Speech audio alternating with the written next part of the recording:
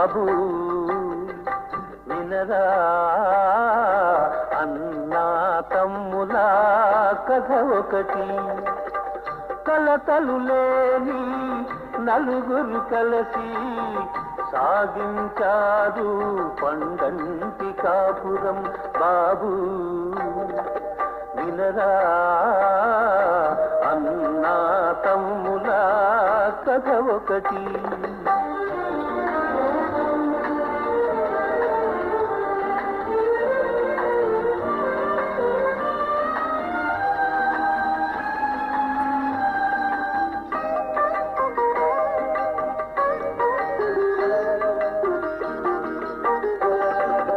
ఒక్క మాటపై ఎప్పుడూ నిలిచారు వారు, ఒక్క బాటపై కలసి నడిచారు వారు.